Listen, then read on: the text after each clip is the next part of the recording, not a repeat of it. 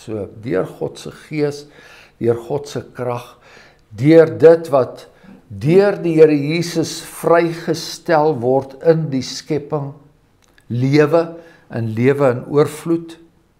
Hier staan hierdie man op en hy hardloop en hy spring en hy jubel.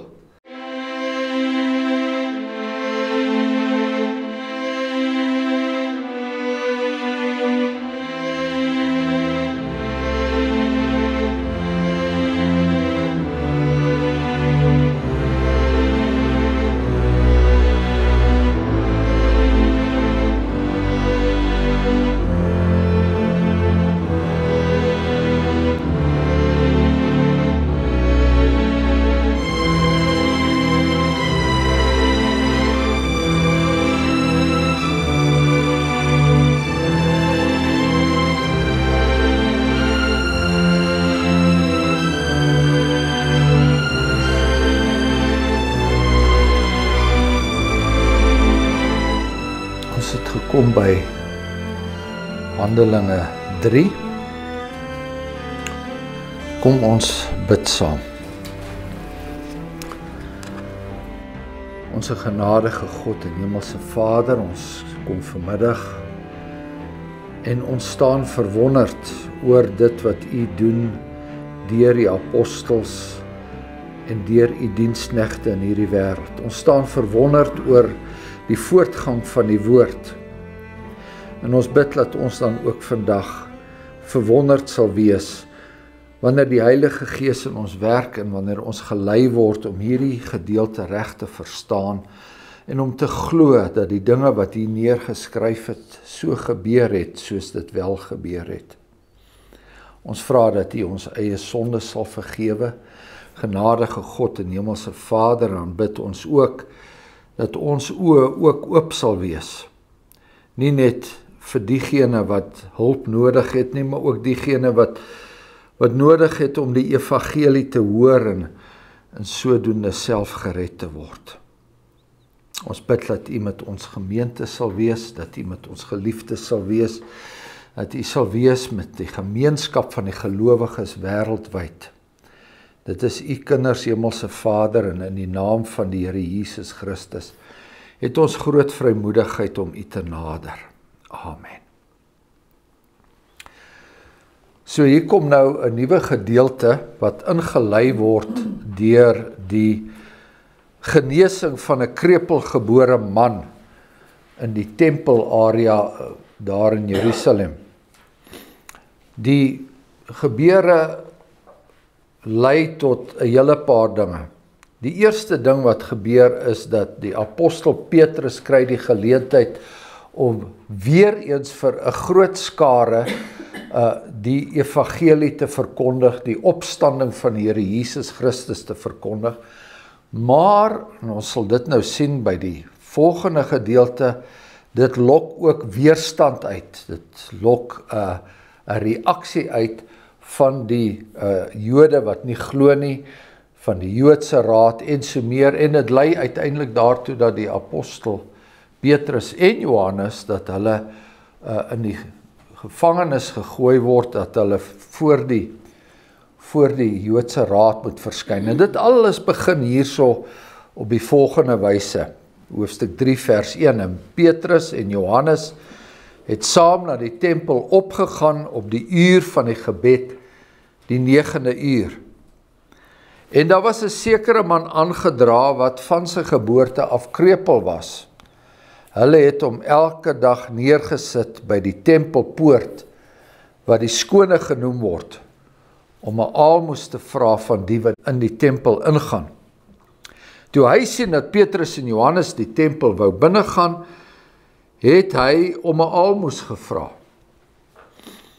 En Petrus saam met Johannes het hom stip aangekyk en gesê, kyk na ons. En hy het sy oë op hulle gehou in die verwagting dat hy iets van hulle sou ontvang. Maar Petrus sê, silwer en goud het ek nie, maar wat ek het, dit gee ek vir jou.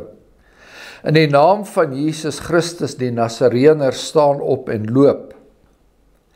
Toe gryp hy hom aan sy regterhand en rig hom op, en onmiddellik het sy voete en enkels sterk geword.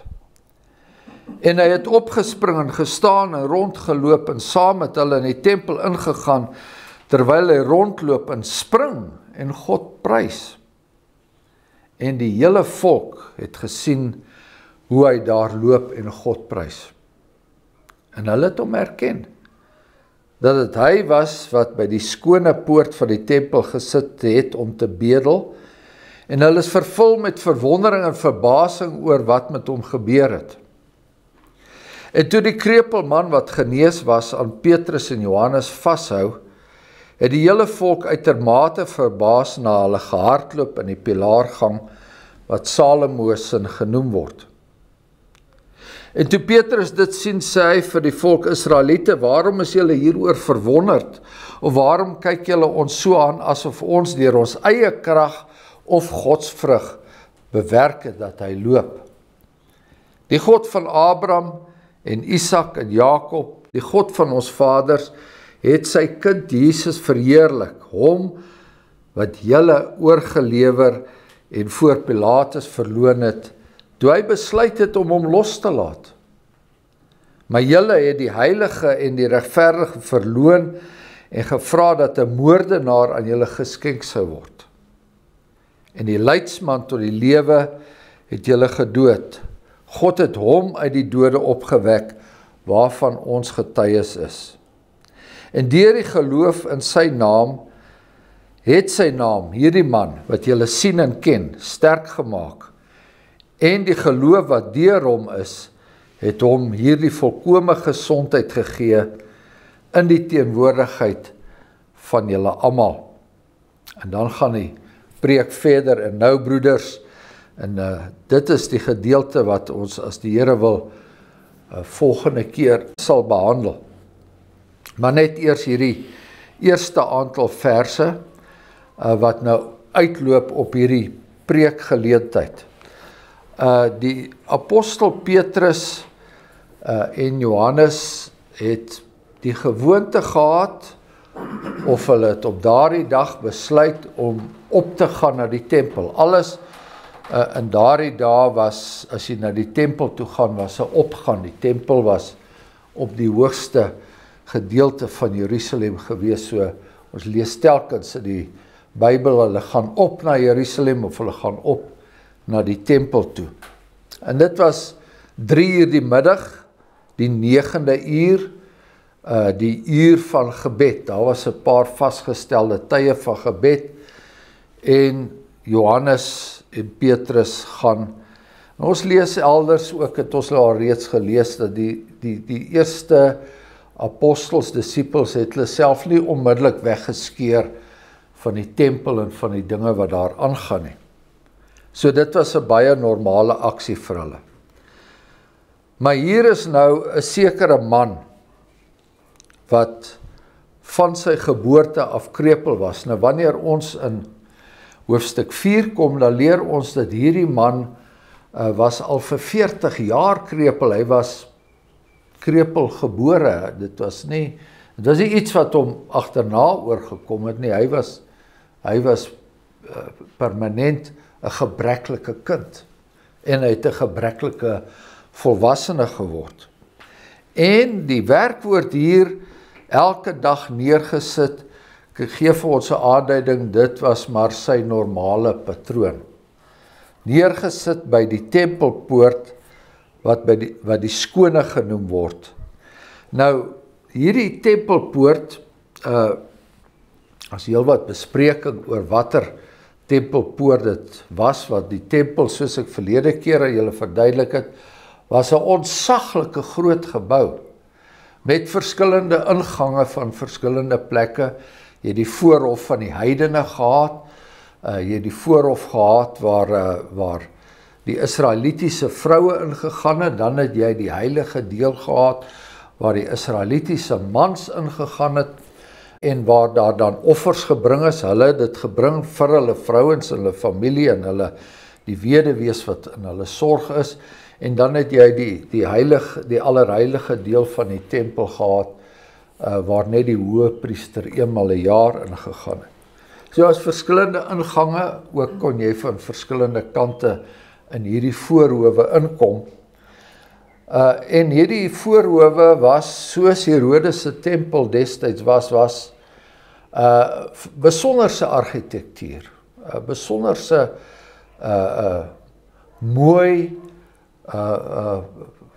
aanskoulike, eintlik een van die wonders van die antieke tyd. So is die tempel van Herodes beskryf. Ons het laas gepraat oor hoe lank dit geneem het om hom te bou. Maar hierdie spesifieke poort was die mooiste van almal gewees. Die tempelpoort wat die skone genoem word. Pilare, so is die buitebybelse beskrywings, pilare wat met koper bedek was en maklik 75 voet. Hoeveel meter is dit? Dit is 75, sê maar gedeel deur 3. 20 meter en hoër op in die lug was. So was hierdie plek. Maar hier voor dit is daar iets wat lelik is. Mense raak gewoon daaraan, net soos ons gewoond raak aan dinge wat die omgewing ontsuur, en niks eintlik ontsuur die omgewing meer gewoonlik as 'n gebreklike bedelaar nie. Want die tempel getuig van lewe, dit getuig van sondevergifnis, dit getuig van die volmaakte verhouding met God, maar hierdie man sou nooit daar kon ingaan om soos elke ander Israelitiese man sy offers te bring nie. Hy vra almose van die wat die tempel ingaan. As ons die woord almoes aan daaraan dink, dan dink ons in die eerste instansie aan, soos Petrus ook hier gedink het, moontlik 'n geldstukkie of iets. Maar die woord almoes het ook die betekenis van medelee, deernis. Hier is ek, jy weet, help my meneer, jy weet, sien my raak asseblief, jy weet. Al het jy net vir my 'n woord van bemoediging vir die wat die tempel ingaan. Hy was natuurlik baie strategies geleë, want daar was die grootste hoeveelheid mense wat daar in en uit gegaan het. En toe hy sien dat Petrus en Johannes die tempel wou binne gaan, het hy om 'n aalmoes gevra. En Petrus saam met Johannes het hom stip aangekyk. Nou hier begin ons nou baie duideliker die werking van die Heilige Gees sien, want die Heilige Gees het bepaal dat daardie man daar sal wees, en hy het bepaal dat Petrus en Johannes op daardie tydstip daar sal wees, maar hy het ook bepaal dat hulle hom stip sou aankyk. En vir hom ook vra, ons is nie net nog 'n mens wat hier verbyloop nie, kyk na ons. En hy het sy oë op hulle gehou, in die verwagting dat hy iets van hulle sou ontvang. En daardie iets is onbepaald. Dit sê nie wat dit sou wees nie. Hy het net besef nou, hier gaan dalk iets goeds na my kant toe kom. Maar Petrus sê, silwer en goud het ek nie, maar wat ek het, dit gee ek vir jou.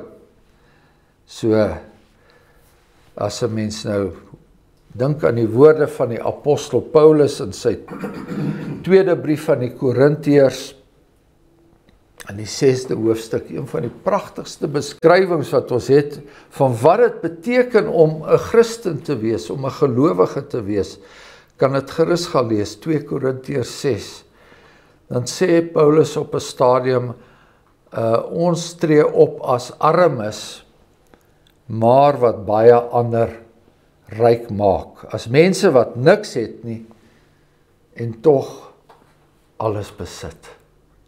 Is dit nie mooi nie? Is dit nie mooi nie? En so sê die apostel Paulus, silwer en goud het ek nie, maar wat ek het, dit gee ek vir jou, in die naam van Jesus Christus staan op. En nou word die naam van die Here Jesus Christus gebruik. Twee dinge kom na vore.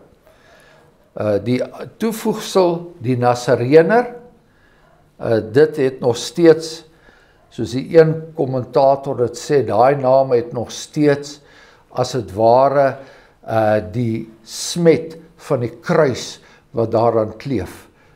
Die Jode, die skrifgeleerdes, die Fariseërs, hulle het 'n Nasarener gekruisig. Dit was hulle siening. Iemand wat niks werd is nie. Iemand wat jy weet, daai woorde wat Pilatus op sy kruis gesit het, die koning van die Jode, jy weet, dit was mos om hom te bespot. Dit is 'n Nasarener wat hierdie aaklige slawe dood gesterf het. En daai naam word nou weer na vore genoem, en dit word 'n naam wat soos die naam van die Here vir Moses gegee het in Exodus 3 vers 15, toe Moses gesê het, wie moet ek sê het my gestuur na hierdie volk? En dan sê die Here, ek is wat ek is. Jahwe is my naam. En in die naam van Jahwe, in die naam van die Here in hoofletters in die 53 vertaling, in die naam van die Here gebeur daar dinge. In die naam van die Here, hy is nie self daar fisies teenwoordig nie, maar sy naam is so kragtig, dat die apostel daardie naam kan gebruik, gekoppel aan die smet van Nasarenerskap, gekoppel aan die smet van die kruis, om hierdie man te kan sê, staan op en loop. En toe gryp hy hom aan sy regterhand. So dit was Petrus se hand, maar die krag was Christus se.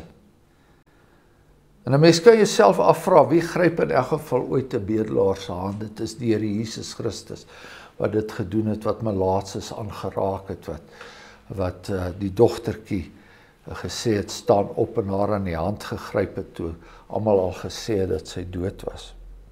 Gryp hom in die hand en rig hom op, en onmiddellik het sy voete en enkels sterk geword. En mens kan nie anders as om hier te dink aan wie hierdie Handelinge boek geskryf het nie, want dit was Lukas die geneesheer, hy wat in die brief aan die Galasiërs as 'n geneesheer beskryf het. Hy het presies geweet waar die probleem is en waar hierdie wonderbaarlike herstel vandaan gekom het. Onmiddellik het sy voete en enkels sterk geword. En nou spring hierdie man op, en hy het rondgeloop, en hy gaan in die tempel rond, terwyl hy rondloop en spring, en God prys. Ons dink aan die profesie van Jesaja, wat van hierdie heilstyd gepraat het. Net soos ons in die begin gelees het, in hoofstuk 2 van Joël, wat van 'n heilstyd gepraat het, dink ons van aan die profesie van Jesaja, wat van 'n heilstyd gepraat het, 'n tyd wat sal aanbreek. Jesaja 35 vers 6, dan sal die lamme, die een wat lam is, gebreklik is, dan sal die lamme spring soos 'n takbok, en die tong van die stomme sal jubel, want in die woestyn breek waters uit, en strome in die wildernis. So, deur God se gees, deur God se krag, deur dit wat deur die Here Jesus vrygestel word in die skepping, lewe in oorvloed. Hier staan hierdie man op, en hy hardloop, en hy spring, en hy jubel, spring en hy prys God. En die hele volk het gesien, en weer eens as ons hier lees, die hele volk, ons het ook al daaroor gepraat, is dit 'n aanduiding van baie mense, almal wat in die tempel daar teenwoordig was, wat enigstens daarvan kennis geneem het, het nou hiervan bewus geword, maar hulle ken ons hierdie ou wat hier so rondhardloop en juig, hulle ken hom ons, gesien hoe hy daar loop en God prys, en hulle het hom herken, dat dit hy was wat by die skone poort van die tempel gesit het om te bedel, en hulle was vervul met verwondering en verbasing oor wat met hom gebeur het. En toe die krepelman wat genees was aan Petrus en Johannes vashou, nou hierdie is baie verstaanbare menslike reaksie, hy gryp vas aan hierdie twee apostels, wat hy van nêrens geken het nie. Het die hele volk uitermate verbaas na hulle gehardloop in die pilaargang wat Salomo se genoem word. Dis nou nog steeds daardie tempelpoort wat die skone genoem word. Hier kry ons 'n ander naam daarvoor. Nou, die hele ding, soos die mens is, wanneer daar iets buitengewoon gebeur, dan kyk hulle eerstens na mense, om te sien wie die agent was van dit wat gebeur het. Later in die boek Handelinge, ek dink dis hier Handelinge 14, waar die apostel Paulus self op 'n sendingreis is en waar daar self wonderlike dinge deur hom gebeur het, die mense begin en hulle wou hom aanbid soos hulle gode aanbid het, en Paulus het sê, asseblief, moet dit nie doen nie, ek is 'n mens, net soos julle. So die apostel Petrus hier moet besef onmiddellik dat hy moet nou die aandag van homself wegdraai na die Here toe, die Here wat hy nou dien. Dit gaan nie oor hom nie, dit gaan nie oor die dominees of die predikers of wie ook al, dit gaan oor die Here. Dit gaan oor die Here wat gedien moet word. Waarom is julle hieroor verwonder en waarom kyk julle na ons? Asof ons deur ons eie krag of godsvrug bewerk het dat hy loop.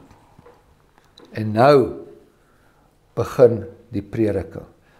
Wat soos ek sê, tot hier aan die einde, tot by vers 26 voortduur.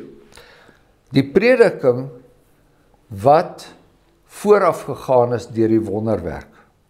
So die wonderwerk was nie 'n doel in sigself nie, ons het nou al verlede keer ook daaroor gepraat, die wonderwerk was nie 'n doel in sigself nie, die wonderwerk was om daardie mense se aandag te kry by die prediking, en die onderwerp van die prediking is die Here Jesus Christus.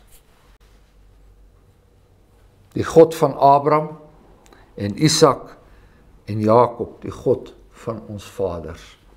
Nou praat hy met hulle as mense wat mede-erfgename is van die belofte, wat mede-erfgename is van Abraham, die God van ons vaders.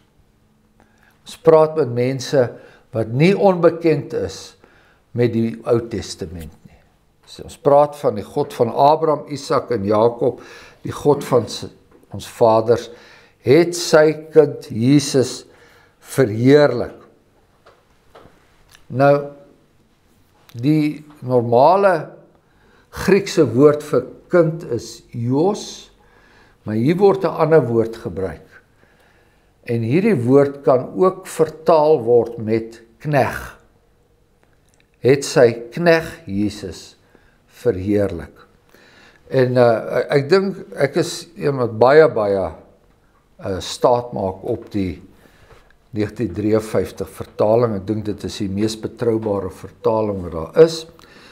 Dink ek, hulle kon, en dit is in ander vertalings ook so gedoen, kon miskien eerder die woord kneg hier gebruik het. Alhoewel, ons weet die Jesus is die kind van God die Vader, maar wat gebeur hier is soveel 'n vervulling van die knegpassasies wat ons in Jesaja lees, dat ons baie meer van die kneg van die Here raak sien, soos Jesaja hom beskryf het. Julle ken daardie passasies, daar's 4 van hulle in Jesaja, Jesaja 40 en Jesaja 49 en Jesaja 52 knegbesasies wat daar neergeskryf is, onder andere wat sê dat die Here Jesus Christus sal verneder word, hy sal die knegt van die Here sal deur mense verlaat word en verag word, maar God sal hom verhef. God sal hom gelyk gee, God sal hom erfporsie laat sien. So Jesaja 52, Jesaja 53 waar die verguising van die Here Jesus Christus bespreek word, is baie hier van toepassing op wat Petrus nou gaan sê, en dit is, hy is die een wat julle oorgelewer het, voor Pilatus verloon het, toe hy besluit het om hom los te laat, is alles gebeure wat nou vir ons bekend is uit die evangelies. En julle het die heilige en die regverdige verloon en gevra dat 'n moordenaar aan julle geskenk word. Hy doen presies dieselfde ding as wat gebeure daardie dag met die uitstorting van die Heilige Gees. Hy bring sy gehoor in die beskuldigde bank. Iemand het een keer gesê dat 'n prediker, die effek van 'n preek behoort een van twee te wees. Of die mense sal tot geloof kom, of die mense sal die prediker haat. Want die prediking kom en openbaar ons, dis wat dit behoort te doen, openbaar ons ongeloof, openbaar die oorlegginge van ons hart, dit openbaar daardie deel van ons wat ons nie altyd graag vir die mense wil wys nie.